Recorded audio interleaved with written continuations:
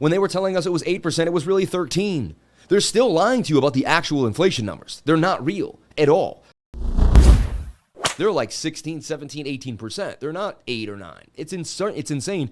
And never mind the derivatives market. Never mind the repo market, which he's not going to discuss right now, and how the repo market was this close in September of 2021 of collapsing completely. The repo market is the exchange rate between big banks. They have to lend each other money overnight to be able to do large financial transactions. For instance, a Barclays wants to borrow $400 billion. Now, in order to borrow $400 billion from, like, let's say an IMF or maybe a smaller bank like another bank, Bank of Scotland, the Bank of Scotland has to have 10% on the balance sheet. But when it gives that money away, it's got nothing. So it borrows from the Federal Reserve at an overnight repo rate, so it can then give out the other money out. Then that money comes back in, then they repay the Federal Reserve. Banks were starting to get afraid that they weren't going to be able to pay each other back. So banks started raising the interest rate so high because they had to make the risk higher on the other team to be able to take the money out.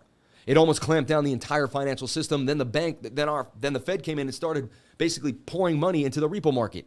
This is insane. Then they started paying banks, to hold their funds at the Federal Reserve. They could park their funds at the Federal Reserve and get paid an interest rate for it. So why would they lend you the money? Dude, it got crazy. So then the only people at the top were able to get to the money. Inflation hurts the people that get to the money last. The people that get to the money first, they can get through that first little hit of inflation, but they get it, they take the loan out, they buy the properties, boom. They also take that money and put it right into hard assets and then leave you with the paper money. This is crazy what's going on right now. It's not fair, it's not right. I am here to fight for the little man. I am here to protect you. For the rest of my life, I'll show up every single day to make sure that the parasitic banking community does not suck the life and blood out of you and your family.